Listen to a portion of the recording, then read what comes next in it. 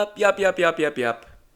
We are back. Laser Show, the once every few months podcast. Welcome to another episode, I guess 6. I had a episode 6 about my experience with the chain smokers, and I was asked to take it down. I was asked to take it down by Chainsmokers Brass. Quickly, too. The night I posted it. The night of the day I posted it. Got a phone call from Chainsmokers Brass. Had to take it down. I didn't talk about anything bad. If you got to listen to that before I took it down, hey, you got a little bonus laser show. A little limited edition LS. It was fine. I didn't think I said anything bad. But they're very famous. So we gotta not talk about them. And also, let me say this. They're great. They're great dudes. And I like them a lot. And I hope they like me. But, so this episode, big one, folks. We're gonna go ahead and talk about the rise and fall of the overly excited tourist. About time I talked about it. Sure, okay. Alright, I'll talk about it. I ran out of freaking stories to tell. So I guess I'll tell this one. It's a pretty big one. Career-wise, maybe the most important thing I've ever done. And did I come to hate it after some time? Yeah, a little bit, yeah. Yeah, sure, a little bit. Let me take you through the rise and fall of the tourist. For those that are fans, if you're listening to this podcast, Christ's sake, you're either a friend of mine, which I have explicitly told you not to listen to this podcast, Drew, Tony. But if you're not a friend, you're just a fan, it's probably because you're a fan of the tourist. That's how you found me, I'd imagine. That's what most of my fans are. So maybe you'll enjoy this. Here's me talking about the tourist. The tourist started. The first tourist video I filmed was early 2017. I do a lot of just one-off sketches. I have a sketch group called Dead Kevin. Check them out. But on my own, I do a lot of just one-off silly things. And this was just another one-off silly thing. I thought, wouldn't it be funny to be like a guy on Hollywood Boulevard who was like so excited to be on Hollywood Boulevard. But he didn't know who anyone was and couldn't like pronounce their names, but he was still so excited. That was it. I thought, I'll film that, and it'll just be a little sketch, and my friends will like it. I didn't have a fan page at the time. This was just my personal Facebook. I'll put it on my little personal Facebook, and maybe my friends will think it's funny. And I thought that they would. That was really the genesis. It seemed like a character that my friends would think was funny. Really turned into something else. But so I do this that video on Hollywood Boulevard. Want to look like a tourist. I get like an LA hat, silly LA hat, some silly sports sunglasses. Just look like a real piece of shit on Hollywood Boulevard and make a fool of myself. A lot of people around. And I was walking around. I was keeping, this was, if you've seen all my videos, you go back and watch this one, I was really keeping it down. I was keeping my voice down. I didn't start yelling until later on. At the beginning, I was just kind of talking stupid. Not quite yelling stupid. But I filmed that whole thing, and I go back home, and I go to edit it, and I realize that the majority of the time I had been filming with my phone vertical. A couple horizontal clips, which I meant to do, and then accidentally filmed a bunch of them vertical. And so, to be honest, little fun fact about the Hollywood Boulevard sketch, I went back and did it all over again. I went back and did the whole thing all over again the next day. So I did that twice. Did that video twice. A lot of yelling. A lot of making a real ass of myself on Hollywood Boulevard, which is right by where I lived. I just walked over. And so I did that video for the second time. Edited the dang thing, and I put it out, and it got more views than anything I've ever put out on my own. On that first day, it got 180,000 views, I think. I usually would get maybe 1,000. I was like, oh shit, dude. This thing is doing all right. And that week, I think it was maybe 2 days later. It might have even been the next day, but there was a rap party for a show that I had a small role on called American Vandal. It was on Netflix. And Funny or Die produced that show. And I was at the rap party, just not speaking well to anyone. Yeah, me at a schmoozy party. No. No, very bad. Me trying to talk to anyone at a party that's not just my close friends. I can talk fine with my close friends. Boy, if you ever try to talk to me and you're not my close friend, good luck. Good luck, brothers and sisters. I suck at talking, but I see one of the head honchos at Funny or Die. He's at the rap party. His name's Joe. And I walked up to him and we were talking about whatever. I had worked with him a little bit before and known him for a few years. And I said, hey man, I actually put this video out the other day that got like 180,000 views, which for me is a whole lot. And I think it might have, I could do like a bunch of them because it's like a tourist guy. So maybe I could, and I have some road gigs coming up. Maybe I just wanted to see if they would put my sketches on their page. I said, maybe we can, you guys can put them on your page. If you like them, I'll send them to you. And he said, okay, send us. I was going to be in D.C. and then around Green Bay area and then Reno, Nevada. And I said, I'm going to go to these 3 places in the next few weeks. He said, okay, film those. They paid me a little bit to film those and send them to them and put them up. And so after Hollywood, the first one I did was Washington, D.C., and then Green Bay. I was in like Appleton for some god-awful show. So I went to the nearest big town, Green Bay. And then I went to Reno, and they put those 3 sketches out, 1 a week. And in Washington, D.C., that was my first time being on the front page of Funny or Die. And I was like, wow. And that one didn't really do. People didn't like that one very much. That was also, I wasn't quite getting into my character quite yet. Crazy guy. You know that crazy guy. I wasn't quite there yet. And that one did fine. And then Green Bay got some love. That one was a little like more sillier, a little bit louder. Really, a lot of the comedy was volume. And then the Reno one came out, and the Reno was the first one it got like 3 million views. And I never got anything over 1 million. And it got 3 million views. 3 million views. And I said, holy hell, look at this. I was pumped. I was stoked. And to this day, that's the biggest one. And the one that affected my life the most. Reno's my biggest. People often mention that one. I think it's fine. I don't know. They're all fucking stupid. But the Reno one gets a lot of views. And then I get a call from Funny or Die. They want to make a shit ton more. They want to do like 20-something more. Sign a contract, do a shit ton more videos. I have some stand-up dates. My stand-up was starting to, I was getting busier with a little bit of road stuff, which ended up coinciding with the tourists, because then people were coming out to shows because of that. So they say, when you're on the road, do some videos, and we'll like route you through some other cities. So some of those cities I was in for a show, and some of them I was just passing through just to do a tourist video on my way to the show city. And Funny or Die gave me a company card. I got a company card. I got to have a company card, and so I used that to pay for the travel and also my hats that I would get. I would get a different hat in every town with the name of the town, the name of the city on the hat, ideally. Which proved to be quite a pain in the ass. A lot of this started to be a bit of a pain in the ass. Trying to find a hat was always a pain in the ass. You gotta find a fucking hat with like the name of the city on it. Harder than you think. Harder than you think. Some places, they just don't exist.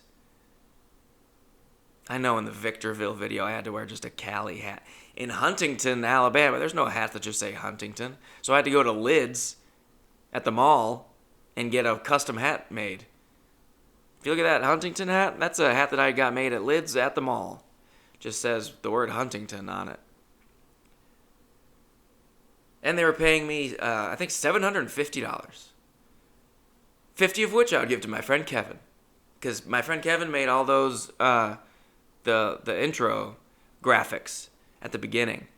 Quick little 10-second thing. He's good with computers. Real goddamn nerd. But so they gave me $750 a video. And I think I ended up doing, it was like 33 was the final tally. Not nearly enough, some might say. Ended too soon. I understand. But as I was doing these videos, I was touring, and people were coming out to shows. Not in droves, but people, as opposed to like no people, which is what usually happens. And people in like different cities were knowing who I was and coming out to shows, and that was really cool. I never had like fans before. So that was pretty tight, and it was nice to get people at shows. The shows at times, because while the tourist was happening, especially, a lot of people, when it was like peak popularity, they would usually get like, a little over 1 million, or sometimes under 1 million. I think probably usually under. Especially as it went on, the views started to peter out. But people were coming to shows, and when it was like peak popularity, especially, a lot of people were coming to shows expecting me to do the tourist as a stand-up, as a headlining like 45-minute set, which would be pretty crazy. I've never, and I would say this to people. I'm like, it's kind of weird. People expect me to be the tourist, and people go, well, why don't you do it? Like friends said that to me. I've been doing stand-up. Here's the thing. I'm not great, but I have been doing stand-up for a long time. At this point, I've been doing stand-up for 10 years. So my stand-up's just a different thing. Could I have included the tourist a little bit? I just feel awkward doing that. Switching back and forth. Like, like Aziz did with Randy. He just like goes backstage and then he's gonna come out as just like a character. That was fucking the stupidest thing. That was one of the stupidest things in the history of stand-up comedy. Aziz doing Randy. Oh my God. So no, I don't want to do both. I don't even really reference it. But a lot of people would come to shows and either expect me to be the tourist, which is stupid, and also some people would, a lot of times were yelling out my catchphrases during shows. If not expecting me to be the tourist, at least hoping I would like talk about it. And no, it's a comedy sketch series. It's not like something to talk about in a stand-up routine. You don't talk about comedy, and it's just a separate thing. So I just kept doing my stand-up. And I've had a couple of those stand-up things before that, so I feel like I was at least decently respected. Not that great, but I do my best. And a couple shows in particular. I remember my very first headlining weekend was at one of the best clubs in the country. I think they might have had a cancellation or something. I had no business headlining this club at this point. I still shouldn't. But it's called Comedy on State in Madison, Wisconsin. And it's widely regarded as one of the best, if not the best, club in these United States. It's just always packed, and they just laugh like crazy. And the first night it's like a 3-nighter, and the first night was student night. A lot of young kids. And after the show, I remember they wanted to get a lot of pictures, and that was so cool. No one's ever wanted to take fucking pictures with me and shit. And I remember one girl with a group of friends, as she's walking out, she's like, "Can you just say it once?" And I was like, "Say what?" And she goes, "Say joking my ass. Say, are you joking my ass?" And I was like, "Nah, no." And she was like, "Come on, just say it." And I went, "Are you joking my ass?" And she goes, "Not like that." Ugh. And then all her friends walk out. And that was the first time I felt like I let someone down. I feel like the tourist let someone down. And boy, would it continue. There was one night in Minnesota where it was 2 shows, and they both got ruined by just drunk fans that really just wanted to yell out the catchphrases. And they're great catchphrases. Hey, they're great catchphrases. Are you joking, my ass? Get out of my ass. Holy Snopes. You know? Just the hits. Are you joking, my ass? It rolls off the tongue. It's a great little catchphrase. I don't deny that. I'm proud of it, goddammit. I don't love when people come up and they say it to me like no one's ever said it to me. Dude, I got people go, hey, dude, I got a question. I go, yeah, what's up? And they go, are you joking, my ass? And I still don't know what to say. I'm like, no? Yes? Who knows? So it started to affect stand-up shows a little bit. And the videos themselves, they were tough. I like being on the road. I love doing stand-up on the road. I love meeting the new people, meeting the other comics, and going out, getting in some comic's car that I don't know, and going and saying, take me to a cool bar in town. Woo! That's the best part of being on the road. Exploring the town, meeting new people, and I love that part of it. But when I had to do the videos before the shows, it kind of sucked. It was a lot of work. I would do a lot of research on the town and try to find landmarks and things to go to and map them out. Look at MapQuest. Map them out. And then film the videos, be screaming, yelling all day, embarrassing myself in public. I would just be tired. My voice would be gone. I'd be sunburnt for the shows that night. And I care more about the shows. People were always just looking at me. I was making a damn fool of myself. And then I would stop and walk away there was one in the Nashville video. No. The Napa video. There's a point where I'm dancing on the sidewalk. And there's footsteps on the sidewalk for a dance. And I'm just stomping on them, being a real little kid. Making a fool of myself and filming myself from above. Looking up, straight up. And I stopped. It stopped recording, and there was just this beautiful family waiting for me to finish so they could go past me on the sidewalk. Just a picturesque white family in Napa. Father, mother, 2 young blonde girls. It was ridiculous. And they were dressed so nice, and they were just standing there politely waiting. They didn't find it funny. They certainly didn't think it was funny what I was doing. They looked like they felt bad for me, or they were a little bit worried about me. But they were so polite, and they gave me a nice polite smile, and when I was done, they walked on past. God, that moment just sticks out in my head. But the videos, they started to I started to settle into what I was doing, which was a lot of yelling. Just watching back, it seemed like the yelling, the screamy videos just they just packed more of a punch. And so I started just yelling a lot. I just started yelling a lot. A lot of yelling and just cutting down, quick cuts. Very just in-your-face kind of videos. But the thing with catchphrases, and as good as these catchphrases are, the thing with the catchphrases, and I would do, the same bits. Not just the catchphrases, but the licking my lips, That's the part of the videos I think is the funniest. If you're wondering what part of the tourist I like the most, it's when I do my licking my lips. I think licking your lips is it's just a funny thing. But it started to become pretty repetitive. All the videos started to feel kind of the same, and people started saying that too. Don't think haters, don't think I didn't read those comments, and don't think they didn't hurt my feelings. People that were like, this is so stupid. And I'm like, I agree. If it wasn't me doing this, I'd probably be like, fuck this guy. This is so stupid. But they started to feel repetitive, and the views started to go down a bit. Once they started to peter out, it started to feel like, oh boy, how long am I going to do this? And I started becoming known as, just for that. And that's a really unsettling feeling, to be known for just one thing, especially when I've been doing stand-up for a long time and trying to act and stuff like that. And I do other little sketches and my other sketch group, and I do other little sketches on my own. To become known for really one thing is kind of a weird feeling. It's not. I'm not upset with anybody for knowing me for that. But I remember going to my first like tour I ever did.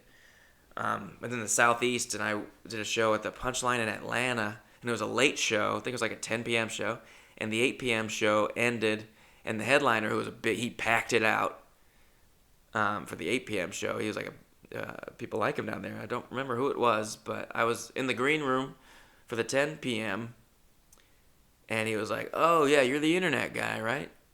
And that fucking hurt my feelings. The internet guy. I'm headlining stand-up because of my stand-up. I'm not just the internet guy. I'm here because I'm good at stand-up. I'm at least okay at stand-up. So that bummed me out, and he packed his show, and my show was absolutely not packed. It was like 20 people. So then I was like, damn, the internet guy, and I am a loser, too. So that is another moment that sticks out. That just irked me, you know? But a lot of my biggest fans, bless you. I mean, a lot of my fans are great. I don't have a lot of fans. Let's be honest. But most of the fans I have are just great. But a couple of them, the super fans, are usually fucking really stupid. And don't really get, like, why I think the video is funny. They just think it's funny, like, to say words wrong. Which it is. Granted, I'm not gonna lie, that's most of my comedy. I love pronouncing words wrong. But I like to think it's something a little bit deeper than that. I like to think that the videos had a little bit more going on than that. Maybe they didn't. I don't know. But you can definitely tell when people are just so dumb and they like really relate to the video. They think that pronouncing things wrong is the whole joke. And, yelling. Which, hey, good God, that's what the videos were. So what am I even talking about? And I also, by the way, I'm not like I'm so proud of my other things that I've done. Like, I'm like, you should respect my stand-up. You shouldn't. I'm not proud of almost anything that I've done. Stand-up's very mediocre. But I just don't like being known for one thing, is what it is. It was a really weird feeling. So I started to sour on the character. It was just getting kind of old, for me. It was kind of a pain in the ass to do. And I'm lazy, dude. That's also kind of a big part of it. It was like a lot of work. And I'm pretty lazy. So the last one I did was, I told them I was, I think at the end of my contract, I said, at the end of this, I don't want to do any more. And they were like, that sucks, but okay. Because it was doing well for their website. My New Orleans one was the last one, and that one sucked because it was it snowed in New Orleans for the first time in years that weekend. Or it was like sleet. And it was freezing cold, and Bourbon Street was all shut down. They were doing construction on the whole entire street. So you could still walk on the sidewalk, but then to get to the other side of the street, you had to go all the way to like the crosswalk, and then there was fences, and it was the worst possible version of New Orleans.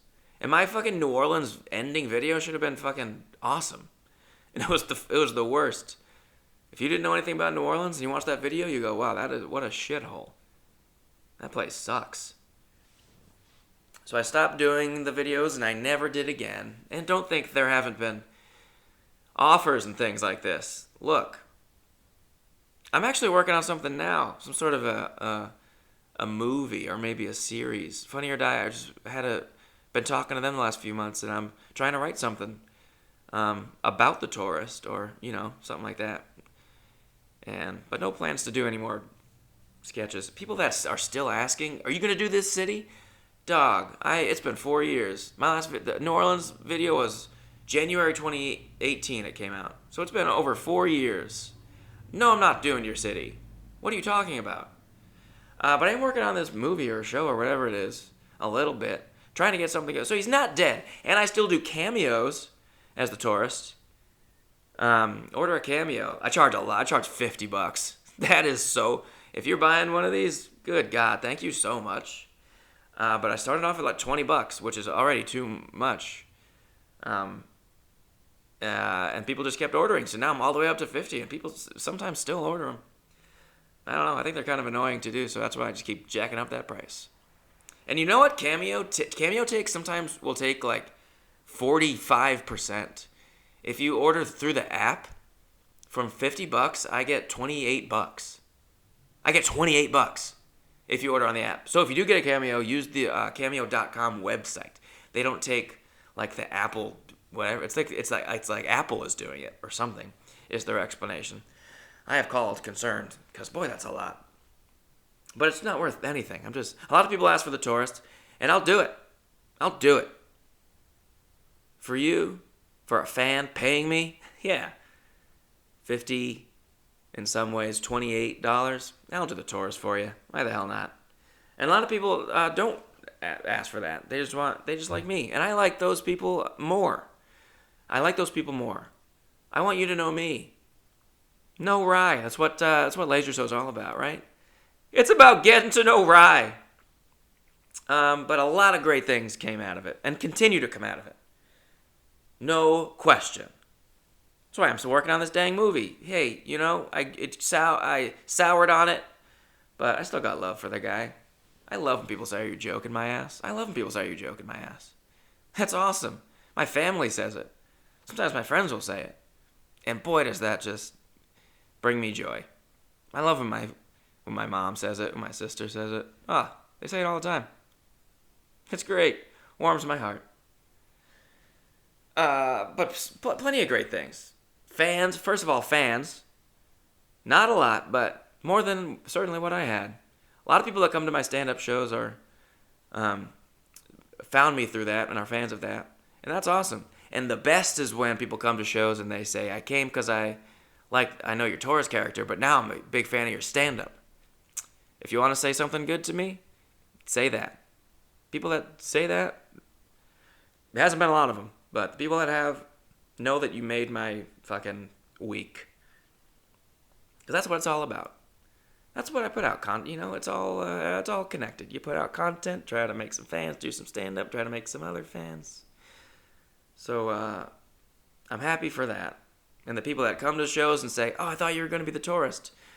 You're an idiot.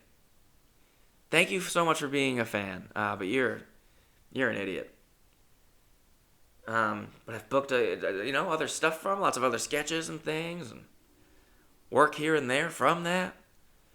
Not always great. One time I did something for the Chive in Austin. They flew me out to Austin. I got to stay there for 2 days. And it was some sort of. It was like this. They wanted me to do a guy that is learning how to grow up, and they bring in these. The first episode was 2 financial experts come in, and I have them explain finances to me. And they booked me clearly because they like the tourists and kind of thought I was going to be like that. And I'm not like that. And I just kind of was just myself. Was just like this right now. Not interesting. Bless your heart if you're listening to this. So I played a little bit dumb. I asked some overly dumb questions for sure, but I wasn't screaming or anything. And they never seemed, the producers the whole time we were shooting never seemed like they were into it. And then I don't think they ever put it out. So that was several years ago. Never heard back. But I got to do it. Got to go to Austin. I got hammered, dude. I got hammered. I went out on the town by myself. Broke my phone. Just by myself out. Came home, puked. So thank you, Funny or Die and the tourists. See? Cool things happen. And Lord knows, my Reno video that did the best. In the video, Reno just absolutely embraced the hell out of this video. And now I go to Reno all the time because in the video I pronounced words, I pronounced cities wrong, and I called it Reno Sriracha instead of Reno, Nevada, which also I've since learned you're not supposed to say Nevada, it's Nevada. I've gotten yelled at since, but despite that, Reno Sriracha became this some sort of a big deal in Reno. People liked it. Just that one part. And people had Remo Sriracha. People have Remo. Just Google Remo Sriracha right now. People got shirts. One time I did a show there at a school, and then a girl came up after with a Remo Sriracha sticker on her water bottle. And I said, "Whoa, what the hell? Where'd you get that?" And she goes, "Oh, they sell them in the Reno gift shop downtown." I was like, "What? I'm not getting a penny of this." But in the video, I go into the Reno Aces minor league stadium and do a little bit of tourist stuff in there. And then the Reno Aces saw the video because it was really making its way around Reno. I mean, Reno just loved this video. And then they invited me to the stadium to throw a first pitch. I was a celebrity first pitch, and there was 7 of us. It was me. It was 2 guys from the Bachelorette. Those people wanted to see them way more than me. It was me, those 2 guys, a firefighter, I believe, a local weatherman, and a little kid, I think. And I threw my pitch. Oh my God. Not joking. It was dead right down the middle. Strike. And the mascot was behind the catcher who caught it. And the mascot did like a strike sign. Yeah, it was a strike. It was crazy. But that was my first time throwing out a first pitch. But they've since had me back 2 other times. The second time, they did a whole Remo Sriracha night. And the players had to wear Remo Sriracha uniforms, which they got designed. And then they auctioned off the uniforms after the game. And one of the uniforms I signed, and they had it like on display to, you can buy this uniform that the Remo Sriracha guy himself signed. Just me. I signed it, and it sold for $1,200. $1,200. Which goes to a charity. Which was a charity of my choice. I don't fucking know what it was. Just kidding. It was I chose 2. One was a homeless charity, and one was an animals charity. So, who knows if the money ever made it to those charities. I don't remember what they were called. Sure don't remember what they were called. But the uniforms had like it was designed. It had all these symbols at the bottom of the design that were all the places I went in the video, and it said "best day of my whole life" on the jersey. I mean, it was crazy. So it was Remo Sriracha night. They have Remo Sriracha themed food and drinks. They were like, I got to do a bunch of stuff on the field, and they were playing like my sound clips when they would get a hit or whatever. They'd play my voice, saying something stupid. It was one of the coolest nights of my life. It was crazy. It was so cool. And then people came by and you could take pictures, and I realized I'm really popular mostly with children. Little kids. And I'm great with kids. Hey, we had our fun. But very popular. Less adults. Or they're just simply less excited. Nothing like an excited little kid. I signed a baby. Oh, I signed a baby with a Sharpie. And so that's cool. And the father of the baby was a guy who had made his own Remo Sriracha hat. So that shit's pretty cool, man. And then I went back just last month to throw out a first pitch and be a guest MC. So I hope I can go back like every year. I love Reno. I always have a freaking blast. They make me tackle they do like a racing of these people in these big cards. It's called Racing Aces. And the past 2 times I'm supposed to tackle the ace of spades. That's a cool little tradition we're getting going. Just tackle the hell out of a young man. It's usually a young man. 21, 22-year-old man. But that's just a cool thing I get to do. Get some dirt on the knees, get some grass stains going on the old knees, you know what I mean? So that's a cool thing that came from it. Plenty of cool things came from it, And so it is what it is.